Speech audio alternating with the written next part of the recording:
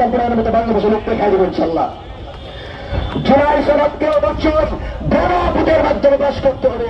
কোন সরকার এসে যেন সনদে পরিবর্তন না করতে পারে।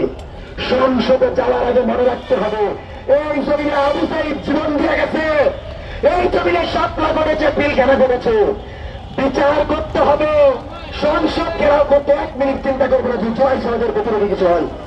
চতুর্থত, আধিপত্যবাদ মুক্ত সংবিধান লিখতে হবে, যেখানে জনগণের আকাঙ্ক্ষার পূর্ণ প্রতিফলন ঘটবে। লীগ পুনর্বাসনের সকল পথ বন্ধ করে দিতে হবে। লাগাম প্রতিষ্ঠিত করে বাংলাদেশের প্রেসিডেন্টের নির্বাচনে অংশগ্রহণের সকল পথ চিরতর বন্ধ করে দিতে হবে।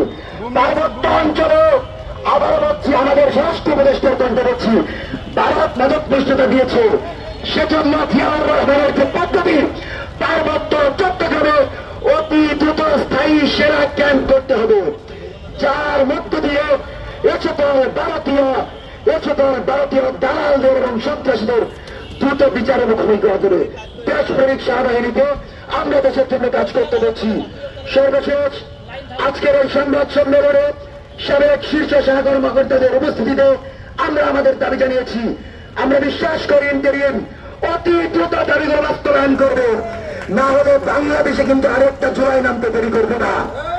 হাসিনা তো পালানো গেছে, আপনারা কিন্তু পালাইতে পারবেন না যদি জুলাই সনদ সংবিধানে না দেয়।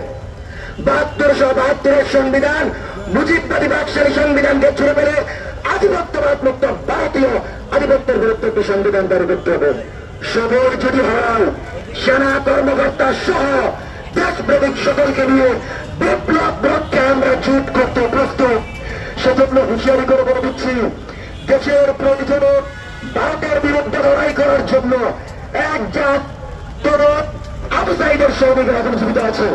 সংবাদ সম্মেলন আজকে এখানেই সমাপ্ত করছি।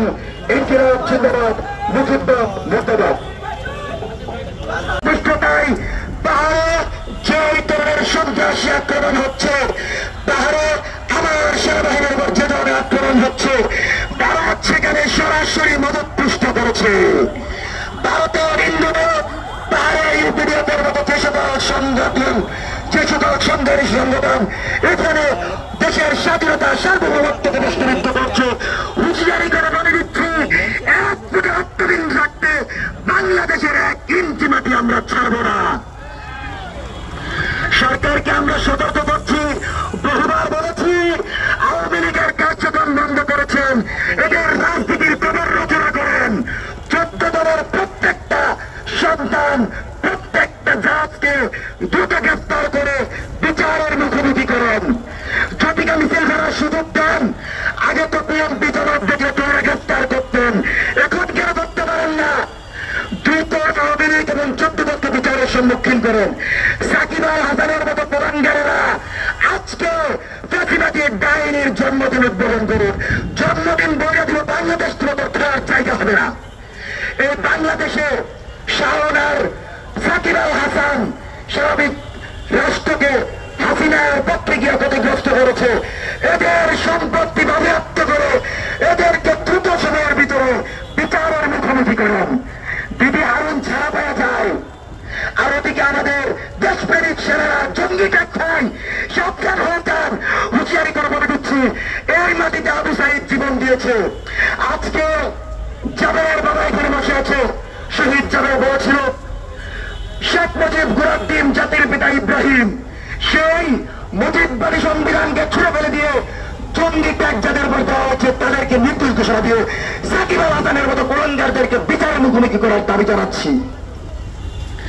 জানতে পারবো আমাদের এই অধিকার আমরা এই মঞ্চে এখান থেকেই আদায় করে নেব ইনশাআল্লাহ। এই দেশটা আমাদের মতো করে করব। কারো লেখা প্রেসক্রিপশনে দেশ চলবে না, পশ্চিমাদের কোনো কথা দেশ চলবে না, ভারতের কথা কোনো দেশ চলবে না। দেশ চলবে ভারতের আধিপত্য মুক্ত বাংলাদেশ, এই যাত্রায় চলবে। সবসময় মনে রাখবেন, ফেলানির তার কাটা ঝুলন্ত ফেলানির লাশ, এটাই হলো ভারত। আর পাহাড় নিয়ে বলবো, পাহাড় আমাদের সবার। এখানে হিংসা বা অহিংস এই অপকর্ম চলবে না। এখানে যে ঘটনা ঘটছে বিচার বিভাগে তদন্ত করতে হবে, বিচার বিভাগে তদন্ত করতে হবে, করে এই নিষ্পত্তি করতে হবে। এখানে কেউ যদি বলে থাকে আমরা ভারতের সাথে একত্র হতে চাই, দুঃখজনক, এটা কাম্য না। আমরা এই জিনিস প্রশ্রয় দেব না। আমরা চাই সমমর্যাদা, সমঅধিকারের ভিত্তিতে সবাই বসবাস করব পাহাড়ে। আমরা যেভাবে আপনাদের ভালোবাসি, আপনারা আমাদের সেভাবে ভালোবাসবেন। এই সেনাবাহিনী সবার, আপনারা সেটা ধারণ করবেন। আমরা চাই আজকের এই বৃষ্টি, মানে কি বলবো, কিছু বলার নাই, তারপরে বলবো সৌভাগ্য দেশের জন্য অন্তত কিছু সময় ভিজলাম। আমাদের অনেক কবিতার আসার কথা ছিল, আসতে পারে না এই বৃষ্টির জন্য। তবে আমরা মনে করি আগামী দিনগুলি আমরা রাজপথেই থাকবো যতক্ষণ পর্যন্ত আমাদের জুলাই সনদ বাস্তবায়ন না হবে। আপনাদের কষ্ট করে শোনার জন্য অশেষ ধন্যবাদ। জিয়াউর রহমান কিছু ভূমিহীনদের ওখানে আশ্রয় দিয়েছিলেন। আপনাদের এক ভুলের জন্য এখন আমার সেনাবাহিনী তার পুনরায় আবার ক্যাম্প স্থাপন করতে হবে। আমাদের সার্বভৌমত্ব ঝুঁকির মধ্যে আছে, কোনো এখানে শর্টকাট নাই। ধন্যবাদ।